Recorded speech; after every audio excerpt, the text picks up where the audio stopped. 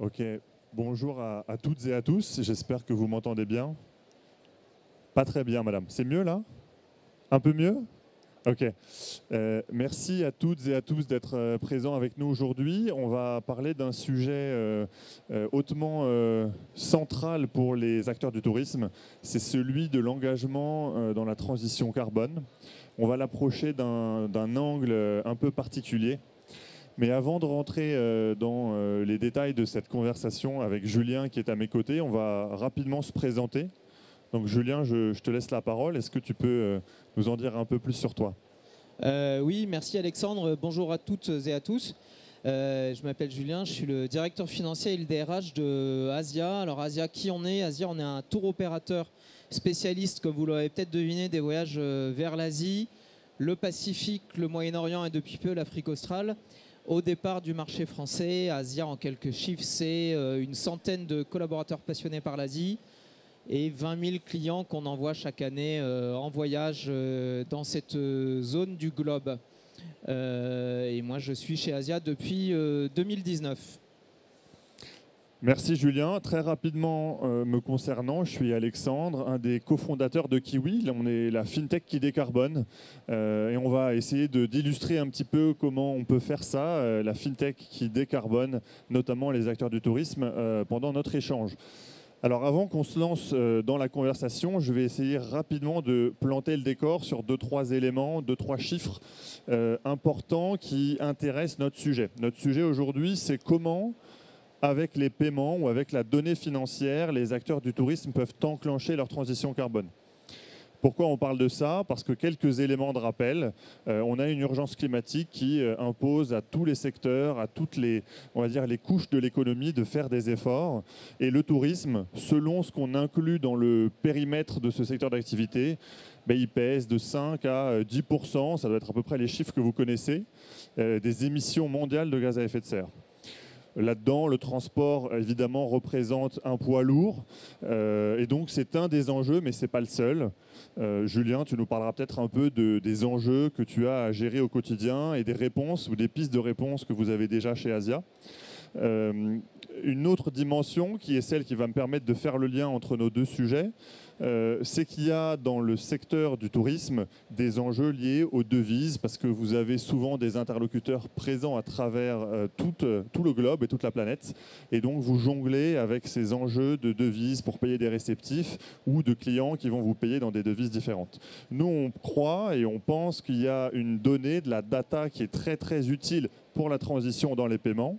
Et donc, on va essayer de vous en parler aujourd'hui. Ça peut coûter très cher à une entreprise du tourisme de gérer ces devises, plusieurs points de pourcentage, 2-3% parfois. Et nous, chez Kiwi, on pense qu'il n'y a pas de raison de payer aussi cher pour ces opérations-là. Alors, on va donner la parole à Julien tout de suite, notamment sur cet enjeu de la mesure de l'empreinte carbone du secteur. Est-ce que tu peux nous dire un peu, Julien, chez Asia, comment vous l'approchez? Comment c'est venu, peut-être par rapport à vos clients, de vous-même, comment vous travaillez ce sujet? Alors le sujet de la mesure de l'empreinte carbone de nos voyages, c'est un peu un serpent de mer. Pourquoi c'est un serpent de mer? Parce que c'est éminemment complexe. Alors moi je suis directeur financier, on aime bien les chiffres dans la finance, on aime bien structurer des bilans, mais finalement les bilans et les chiffres en finance c'est assez simple, c'est des plus et des moins. Là, mesurer une empreinte carbone, ça pose un tas de problèmes méthodologiques, voire épistémologiques, si j'en m'en réfère à l'état de la science, parce qu'en fait, on découvre chaque mois, les uns après les autres, ou année après année, en fait, que ce qu'on croyait qui était vrai ne l'est pas forcément. Donc, ça pose des tas de problèmes. Bon, une fois qu'on a dit ça, il faut bien, si on veut monter l'escalier, il faut bien gravir la première marche, puis la deuxième et la troisième. Donc nous, on a utilisé les outils qui étaient à notre disposition, par exemple le calculateur de l'ADEME ou différents outils qui existent sur le marché et qui sont très valables pour estimer les émissions de carbone des produits qu'on vendait. Alors sachant qu'on a un tour opérateur long courrier, c'est assez évident de penser que quasiment 90-95% des émissions qui sont émises par les activités de notre société, elles viennent de l'aérien. Donc là-dessus, il y a des chantiers sur lesquels on peut travailler. Et puis le reste, c'est les émissions à destination ou les émissions émises par la société, la vie quotidienne professionnelle de nos collaborateurs.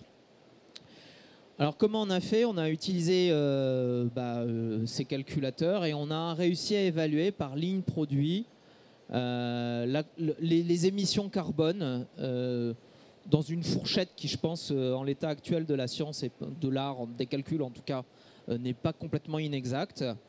Et on a réfléchi à ce qu'on pouvait faire pour essayer de le réduire. Alors on ne va pas le réduire, on ne va pas en 6 mois le tangenter vers zéro en 6 mois, hein, ça c'est impossible. On vit dans le monde réel, on sait que c'est un chemin long, mais c'est pas parce que c'est difficile qu'il faut rien faire. Donc on a découpé les différentes tronçons sur lesquels on pouvait agir, et pour chaque tronçon, on a essayé d'identifier les outils qui étaient à notre disposition. Soit ce sont des outils de contribution, alors avant on disait compensation, maintenant on dit contribution. Soit ce sont des outils de contribution, soit ce sont des outils de réduction. Et sur un certain nombre de segments, il s'est trouvé qu'il y a des partenaires avec lesquels on travaille qui aussi réfléchissent comme nous. Et ça a été le cas de Kiwi par exemple, c'est aussi pour ça qu'on a travaillé ensemble. Parce qu'il y avait chez Kiwi une offre qui nous permettait d'intégrer de la compensation, enfin de la contribution et de la réflexion aussi symétriquement sur la réduction des émissions carbone. Ouais, merci Julien. Alors, on est tous les deux financiers de formation et de début de carrière, si je puis dire, et on en parlait encore à l'instant, juste avant de démarrer l'échange. On disait que grâce aux données incluses dans les paiements, hein, en fait, un paiement, une opération financière, elle est souvent très riche en données. On peut utiliser ces données pour aller justement mesurer, estimer l'empreinte carbone en fait de l'achat sous-jacent. Et donc ça, mais toi, quand tu passes tes opérations de paiement tous les jours, c'est quelque chose de très concret que tu peux vivre. On a parlé des calculateurs, c'est des outils que nous, on connaît bien. Et nous, ce qu'on essaye de faire, c'est, on va dire en complément, en tout cas, c'est des outils qu'on voit comme étant chacun utile, peut-être à des circonstances différentes. On va utiliser la donnée du paiement, notamment catégoriser le bénéficiaire, le fournisseur que tu vas payer, identifier la géographie, le pays dans lequel est basé ce fournisseur ou ce bénéficiaire, et avec les méthodes, on va dire, qui sont connues, proposer une estimation de la mesure carbone de ce qui est acheté. Un service, peut-être c'est un produit, dans ton secteur, c'est souvent du service, mais ça peut être aussi de l'activité, de l'hôtellerie, au-delà même du transport aérien, par exemple. Je comprends bien ce point-là chez vous. Avant peut-être d'aller un peu plus dans le détail sur les opérations de contribution, il y a un sujet dont on a rapidement parlé tout à l'heure, c'est ce problème de la devise et donc de comment nous, on va aller utiliser les opérations. Est-ce que tu peux nous dire un petit peu, dans la vie concrète d'Asia, pourquoi le sujet de la devise, ça peut être problématique ?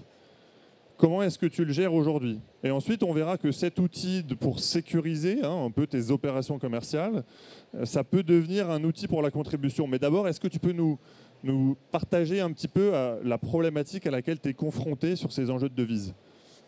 Oui, alors elle est très simple. J'ai essayé de l'expliquer en quelques mots pour des gens qui ne sont pas au quotidien sur un travail de devises étrangères. Quand on fait du long courrier, mais c'est valable aussi pour du moyen courrier, mais quand on fait du long courrier, en général, les clients, ils réservent leur voyage 6 mois à l'avance, en moyenne chez nous. Parfois pour des destinations lointaines comme le Pacifique ou l'Australie, la Nouvelle-Zélande, on a des clients qui vont réserver presque 1 an à l'avance. Et d'ailleurs, nous, on incite nos clients à le faire parce que plus on réserve tôt, plus on a une garantie d'avoir de la disponibilité, de la sérénité sur l'organisation de ce voyage. Et évidemment, pour le long courrier, plus on réserve tard, moins le voyage sera facile à concevoir. Au moment de la réservation, évidemment, le client, il veut un prix. Il veut un prix ferme et définitif. Et donc, on lui fait un prix sur la base des achats terrestres, hôteliers, chauffeurs, guides local, qui va être payé, lui, en devise. Et la devise, on ne sait pas dans 12 mois à quel prix on va la payer, évidemment. Donc on est obligé de prendre en amont des couvertures pour sécuriser nos achats. Et ce travail de couverture, on peut le faire soit avec nos banques traditionnelles, et jusqu'à il n'y a pas longtemps, nous on le faisait avec nos banques traditionnelles. Mais il est vrai qu'on s'est aperçu que les banques traditionnelles, elles ont encore un peu de chemin à faire pour verdir leurs pratiques. Et elles ne nous proposaient pas forcément, elles n'intégraient pas la réflexion de la durabilité dans en tout cas les prestations qu'elles délivraient auprès de leurs clients, des clients comme nous. Donc on est passé par des prestataires de paiement comme Kiwi, qui proposaient des solutions packagées, ou en tout cas qui intégraient la notion de durabilité dans leur offre pour nous permettre de sécuriser nos devises. J'ajoute aussi que les achats, le paiement ce qu'on appelle les DMC, nos réceptifs, en devises étrangères, en devises locales, eh bien, ça s'inscrit aussi dans une démarche durable. Pourquoi ? Parce que on leur garantit le paiement dans les devises locales. Le risque, il est chez nous. Il n'est plus chez eux. On pourrait très bien leur dire, écoutez, non, mais moi, vous êtes gentil, mais je vous paye en euros, c'est ma devise, c'est votre problème, vous allez gérer le change vous-même. Eh bien, on fait l'inverse. En fait, on les paye dans la devise de leur local afin de transférer, afin de piloter nous-mêmes le risque financier associé à la fluctuation de la devise. Et ça permet d'apporter de la stabilité à nos partenaires sur place et de s'inscrire dans une relation de confiance et de promouvoir un tourisme un peu plus durable. Julien, ça me fait penser là en t'écoutant, est-ce que tu as une idée du nombre de devises ou du nombre de destinations différentes que vous couvrez ? Alors oui, fort heureusement, on couvre une cinquantaine de destinations dans toute l'Asie, du nord au sud, d'est en ouest. Oui, c'est à peu près une cinquantaine de destinations. J'étais en train de réfléchir avec l'Afrique australe, mais c'est bien ça. Et en termes de devises, on va travailler avec une dizaine de devises où le dollar, évidemment, l'US dollar occupe une position centrale. Parce qu'on a certaines destinations, je pense par exemple au Vietnam ou l'Indonésie, où en fait les opérateurs locaux préfèrent être payés en dollars, parce que dollar is as good as gold, comme vous le savez tous. En tout cas,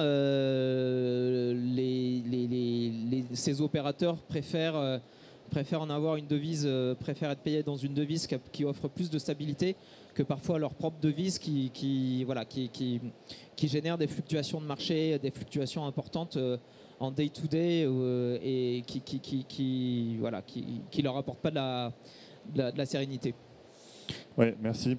C'est très clair. Est-ce que finalement, là, si je peux résumer un peu ce que tu disais ou le reformuler, ça revient à dire que dans l'opération de couverture de change, donc pour sécuriser en fait ta problématique de fluctuation de la devise, c'est un risque financier pour toi. En gérant ce problème-là, ce risque-là, tu vas aussi inclure une part de contribution, c'est ce que tu disais juste avant. Est-ce que tu peux nous dire un petit peu comment tu vois la partie contribution ? On en parlait encore hier, on sait qu'il y a de la controverse, c'est maintenant assez régulier. On a eu des scandales, notamment il y a à peu près un an, avec une étude du Guardian très spécifique. Comment toi tu vois la chose ? Pour nous, on considère qu'il ne faut pas jeter le bébé avec l'eau du bain, évidemment. Maintenant, la contribution environnementale ou sociale, elle peut se voir au-delà du seul sujet de la contribution carbone. Est-ce que chez vous, c'est un parti pris, quoi qu'il arrive, de rester sur ce sujet contribution carbone ? Est-ce que vous êtes ouverte à d'autres choses ? Je pose la question, c'est pas innocent, c'est parce que nous, il y a d'autres choses qu'on propose comme contribution. Chez Asia, comment vous voyez les choses ? Alors,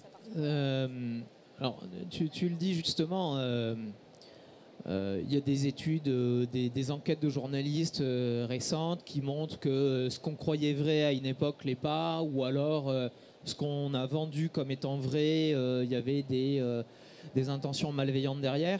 Ce qui est sûr, c'est que si on doit attendre d'être sûr et certain que ce qu'on fait est juste, on va rien faire. On va rien faire. Donc l'inaction, c'est plus une option. On est obligé de faire des choses et on peut se tromper. Parce que si on savait comment faire, on aurait un petit livre rouge et puis on dirait c'est écrit dans le petit livre rouge, donc tous ceux qui ne font pas ce qu'il y a écrit dans le petit livre rouge, allez au camp de redressement et vous faites comme je dis. C'est pas comme ça que le monde fonctionne, en tout cas le monde dans lequel je vis moi et j'ai envie de vivre, il ne fonctionne pas comme ça. Donc on est un peu comme des enfants en bas âge, on apprend à marcher, on peut tomber et on met un pied, pour apprendre à marcher, il faut mettre un pied devant l'autre.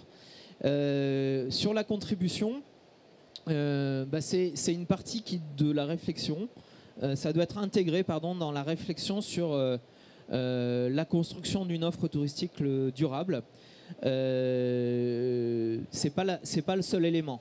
En revanche, si on se dit je fais juste de la contribution et puis finalement j'ai fait ma part, c'est pas suffisant. Il faut intégrer aussi dans la réflexion des mesures sur le produit.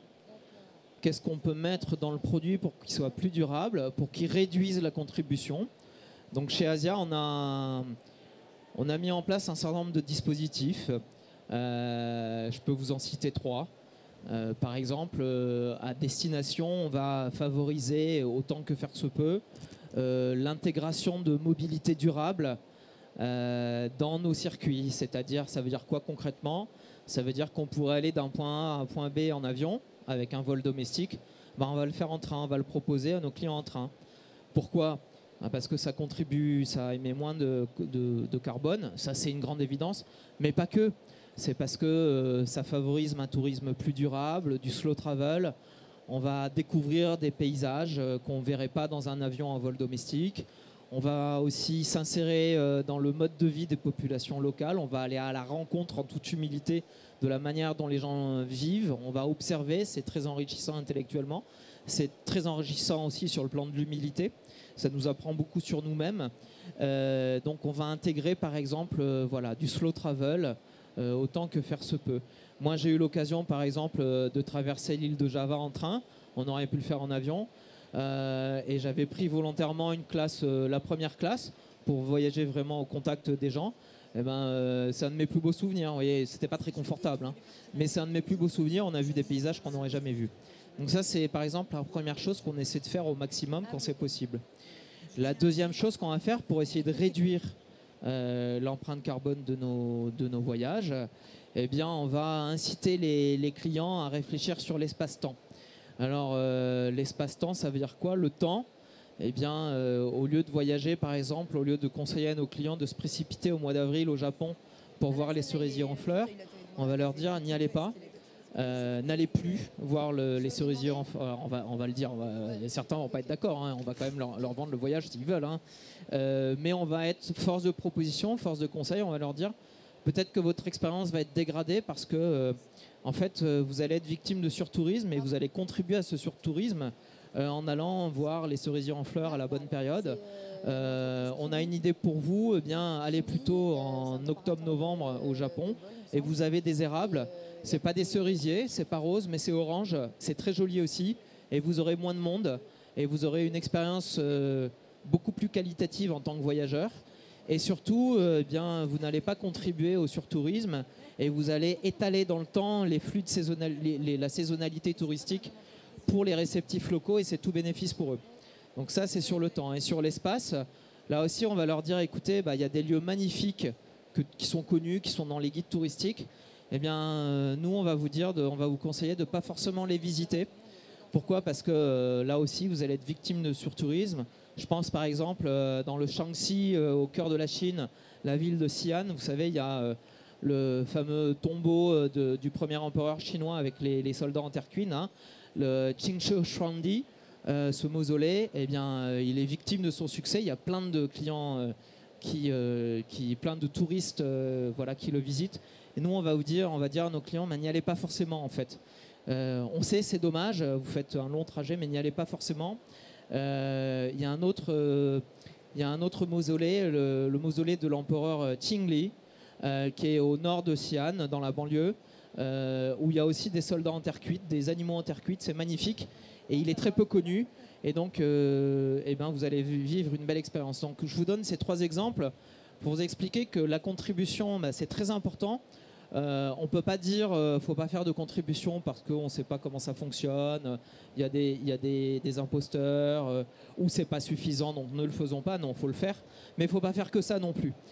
Faut aussi réfléchir à la diminution de l'empreinte carbone et à la construction de produits plus durables. Donc c'est vraiment, vous voyez, à travers ces exemples, je vous dis, c'est vraiment un environnement très complexe à maîtriser. Et personne n'a la science infuse, et ça se construit peu à peu. Oui, merci beaucoup Julien. Je voudrais appuyer et rebondir sur plusieurs points que tu as évoqués, notamment une chose que tu as déjà répétée à plusieurs reprises, qui est la suivante, c'est en gros, il y a beaucoup de choses qu'on pensait vraies qui changent, qui évoluent, etc.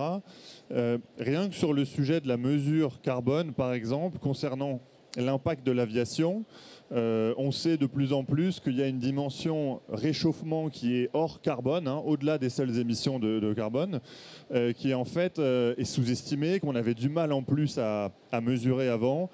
Quand on la prend en compte, les estimations basses, c'est qu'en fait, il faut multiplier par 2 ou par 3 l'impact de l'aviation sur le réchauffement climatique ou la contribution de l'aviation.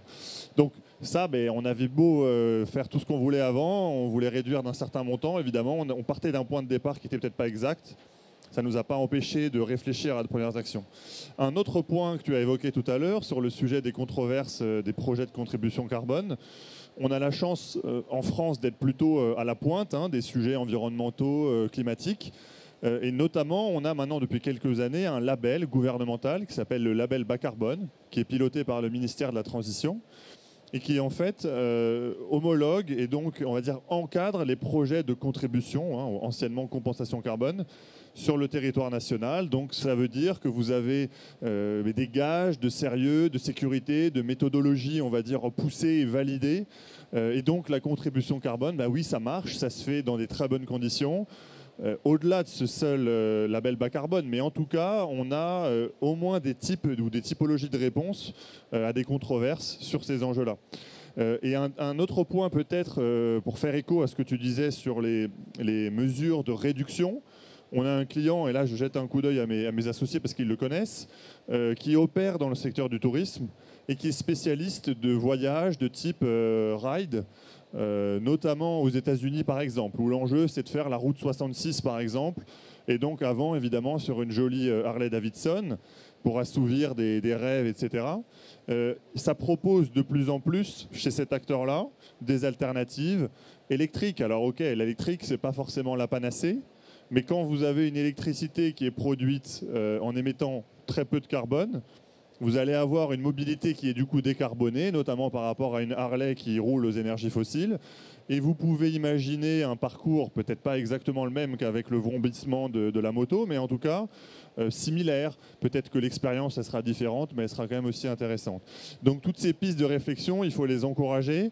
En tout cas, le génie, on va dire, humain, il nous a déjà montré qu'on sait s'adapter à des situations, à des contraintes.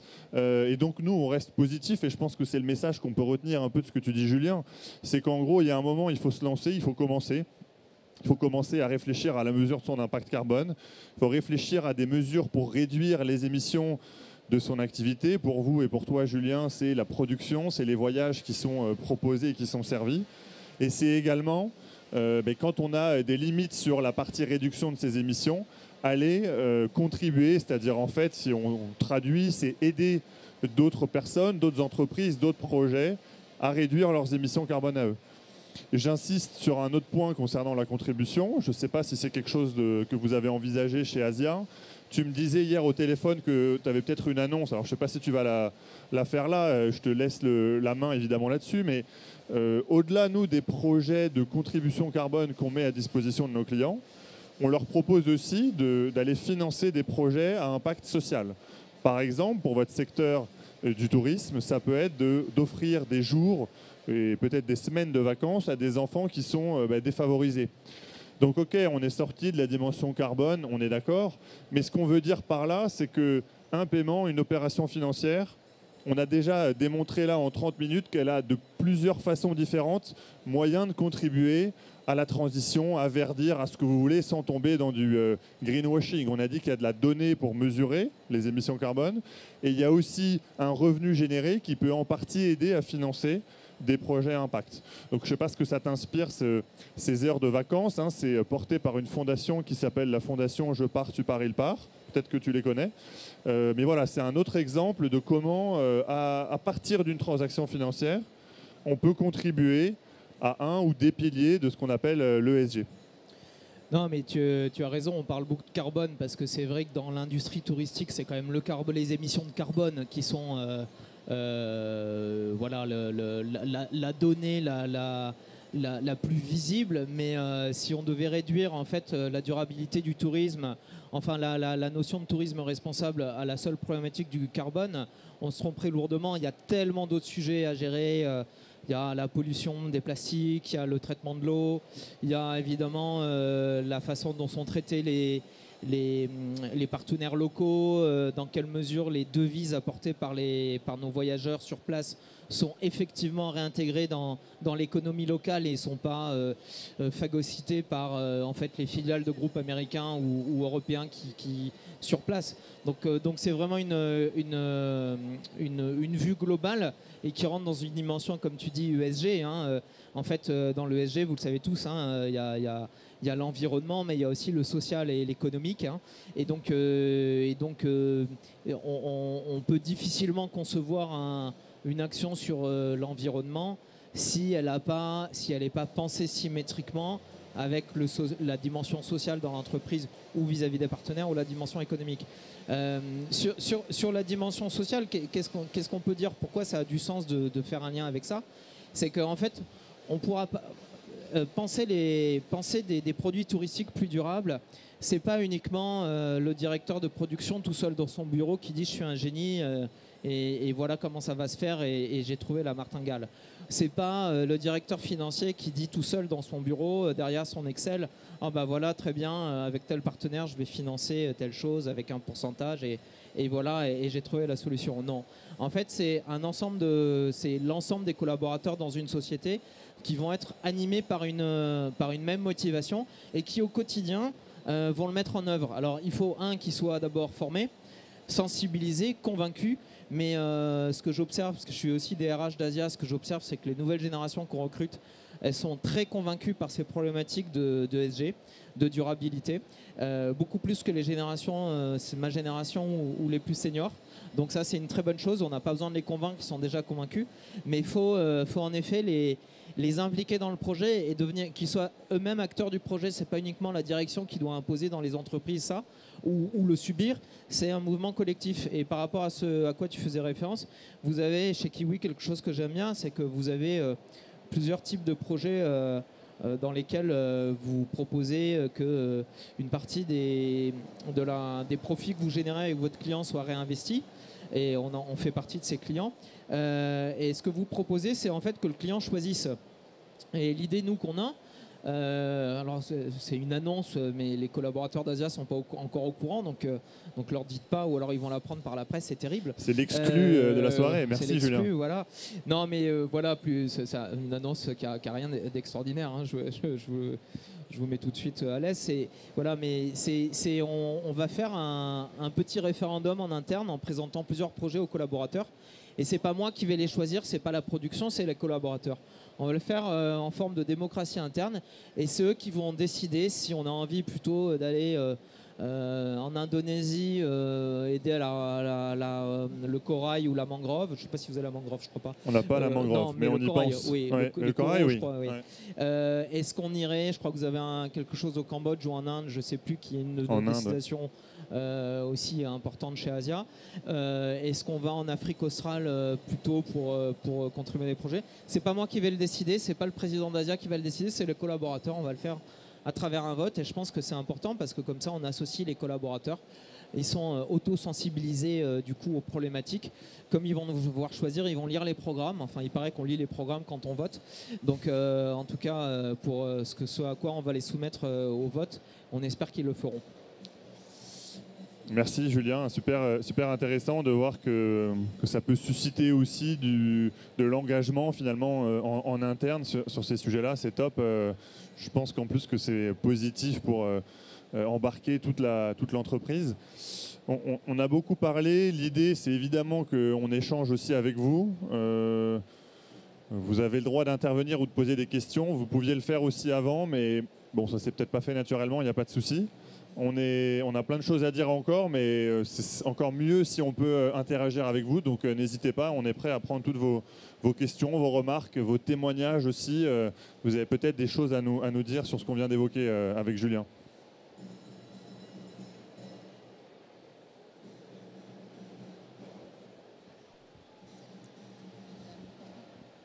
Merci. Bonjour, je ne suis pas sûre d'avoir complètement compris le modèle de Kiwi, donc je m'adresse plus à vous. C'est sur justement comment est-ce que vous prélevez les montants? Est-ce que c'est sur les volumes? Est-ce que c'est sur les achats à terme plus spécifiquement? Bonjour, oui, je vois que vous êtes une technicienne de la finance pour parler d'achat à terme. Ouais. Le modèle, il est assez simple. Nous, on est une solution de gestion des devises et des paiements internationaux pour des clients entreprises, par exemple, comme Asia et Julien. Le cashback qui va venir financer les projets Impact, il est extrait ou il est prélevé sur les revenus qu'on génère. Comment on génère des revenus chez Kiwi? Nous, on ne charge pas, on n'impose pas de commission ou de frais à nos clients. Parfois, il y a des frais de virement, par exemple, quand vous envoyez des dollars à l'autre bout du monde, où il y a une commission forfaitaire qui est prélevée, par exemple, 1,5%, quel que soit le montant. Nous, on n'applique pas ce genre de frais et de commissions. On se rémunère uniquement sur le taux de change. D'accord ? Tout à l'heure, on a donné des exemples d'ordre de grandeur de ce que peut coûter une opération de conversion de devises. C'est vrai que historiquement, ça a pu coûter très cher à des acteurs financiers traditionnels. Nous, on en vient, donc on connaît, on gère ce sujet assez bien. On peut faire en sorte que ça coûte un prix raisonnable au client tout en dégageant ce cashback. Voilà. Donc ça peut être sur le taux du court à terme, ça peut être sur le taux de change de l'opération au comptant, comme on dit, si vous achetez tout de suite immédiatement les devises ou si vous les vendez.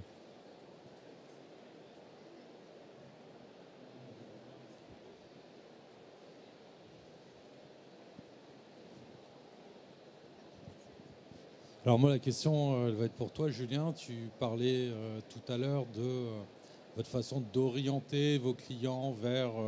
choisissez peut-être une autre saison au Japon, etc.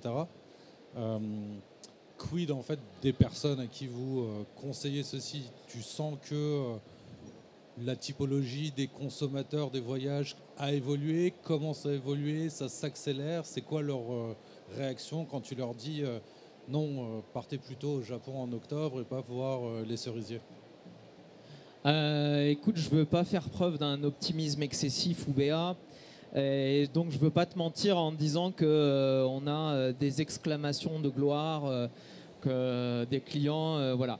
Non, il y a beaucoup d'idées reçues qui sont profondément ancrées dans la mentalité des gens et qui ont été construites par 50 ans d'imagerie sur le tourisme. Et les gens, ils disent non, il faut aller au Japon au mois d'avril voir les cerisiers en fleurs, c'est voilà. Donc c'est vrai quand alors nous on est les spécialistes de l'Asie, donc on a un argument, enfin on est des conseillers spécialisés, donc c'est vrai qu'on a un petit peu le poids de l'autorité entre guillemets vis-à-vis des clients. On arrive, certains de nos conseillers voyage, notamment expérimentés, arrivent à être assez prescripteurs. Et en général, on a rarement des retours de clients déçus, donc on essaie de capitaliser là-dessus. Mais c'est vrai que globalement, les clients ont un peu du mal à penser différemment de ce qu'ils ont lu ou ce que leurs voisins ou leurs voisins leur ont dit. Bon, une fois qu'on a dit ça, on a quand même des belles surprises. Et puis, c'est aussi le rôle des opérateurs d'être force de proposition, de proposer des nouveaux itinéraires. Et puis, je pense qu'on est aidé un petit peu dans ce sujet, et c'est bénéfique pour tout le monde par... toute la couverture presse qu'il y a sur le surtourisme. Je ne sais pas si certains d'entre vous dans la salle ont eu la chance ou la malchance, je ne sais pas comment présenter les choses, mais d'aller à Bali en Indonésie au mois d'août. Bon, normalement, c'est historiquement la bonne saison pour y aller parce qu'il fait beau, etc. Ça devient abominable Bali au mois d'août. Vous allez passer, pour faire 30 km, vous allez passer 2 heures dans une voiture pour vous déplacer. Donc en fait, votre expérience de voyageur, elle est horrible. Et puis personne n'est content parce que les habitants locaux ou les professionnels locaux aussi ils vivent une expérience de vie qui n'est pas sympathique. Donc nous on conseille d'aller par exemple en Indonésie hors saison. Il fait moins beau, Il peut pleuvoir, mais c'est chouette aussi. Et en fait, au final, on a une meilleure expérience de voyage parce qu'on n'est pas tout seul, mais il y a beaucoup moins de monde. On conseille ainsi d'aller donc à la saison verte, ce qu'on appelle la saison verte. Quand il pleut, la nature et la végétation est luxuriante. C'est beaucoup plus chouette. Et je pense aussi que ça dépend aussi de l'éducation des clients et aussi parfois de leur âge. On a des clients, on voit que sur des clients, une clientèle un peu plus jeune, ils sont capables aussi de penser out of the box.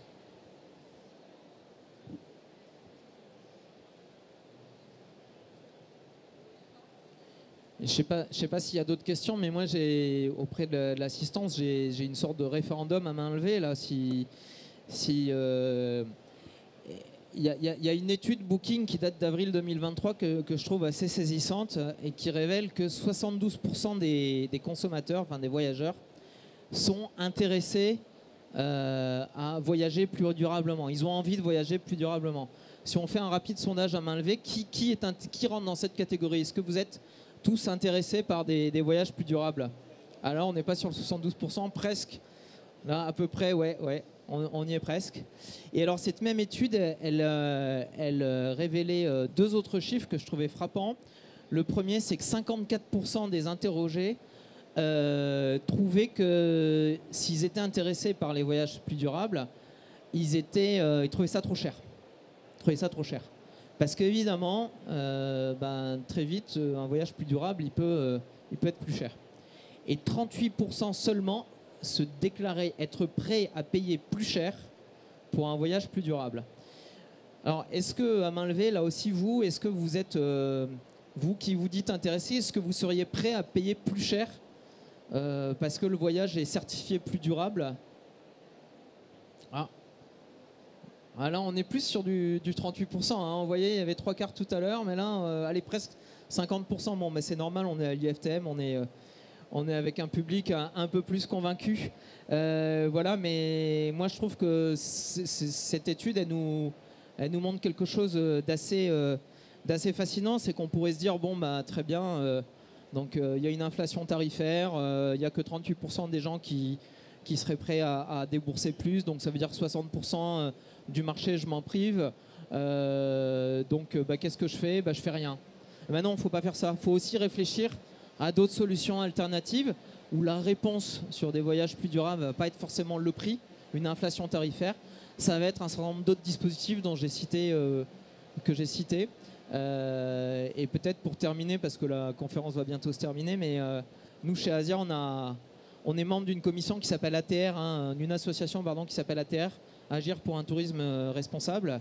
Et on a une espèce de mantra, on se dit, en fait, il faut rendre le voyage exceptionnel. Alors ça veut dire quoi ça, rendre le voyage exceptionnel?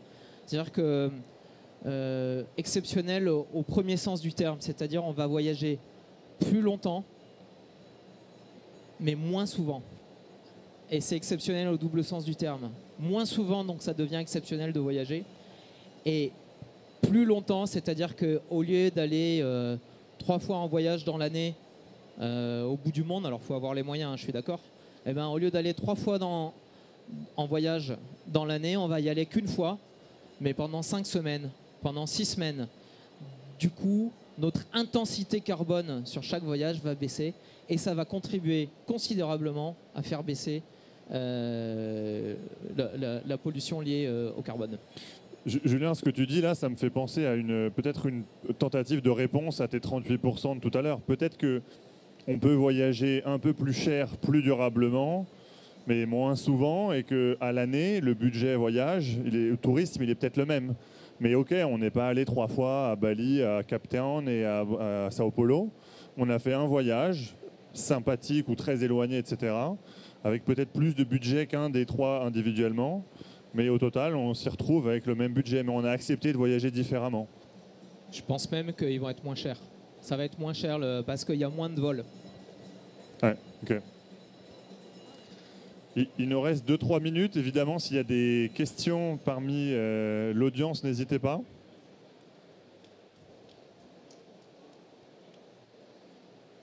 J'ai l'impression qu'on peut clôturer. Julien, merci beaucoup pour votre attention à toutes et à tous. Merci Julien pour ton témoignage Avec plaisir. aujourd'hui.